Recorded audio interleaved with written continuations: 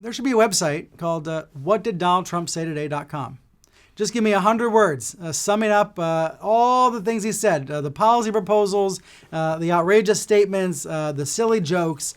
Just give me a kind of the day in the life of Donald Trump.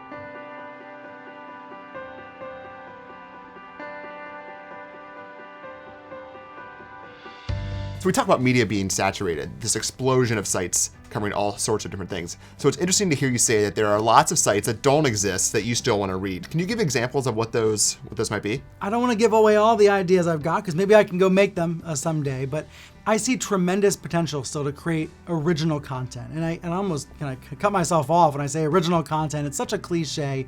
It sounds like something you would hear in a boardroom, but it is true. There are, for example, just thinking on the local level, in my neighborhood in New York, there's still not the perfect website, the perfect news source for what's going on in my neighborhood, for what that new restaurant is, for what that loud noise was last night, that reaches me how I want, when I want, where I want.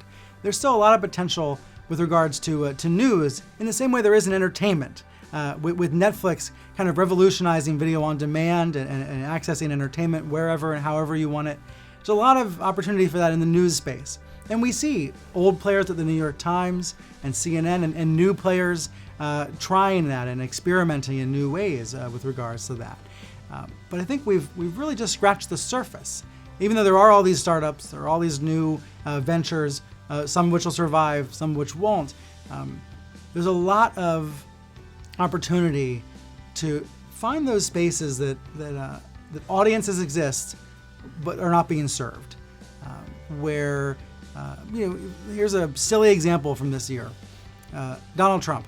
He's the most interesting story in politics. Could be one of the biggest stories of the decade. Let's see what happens in November. There should be a website called whatdidDonaldTrumpSayToday.com. Just give me 100 words, summing up all the things he said, the policy proposals, the outrageous statements, the silly jokes. Just give me a kind of the day in the life of Donald Trump. It's being done sort of on people's Twitter feeds, but it's not reaching me how I want, where I want, when I want. And you could imagine that kind of single-serving website or app or something like that. Now, it's silly and it won't last very long, but I would read it. And there's a lot of things like that I think news consumers are still sort of looking for. And if they're not looking for them, would appreciate them if they existed. I think of Soap on Deb's Twitter feed, where all that's the closest thing to it. Yeah. And I go through at the end of the night and I scroll through his Twitter feed to see what I missed from Trump that day. Yeah. I don't know if it's monetizable by CBS, but I'd love to see CBS try.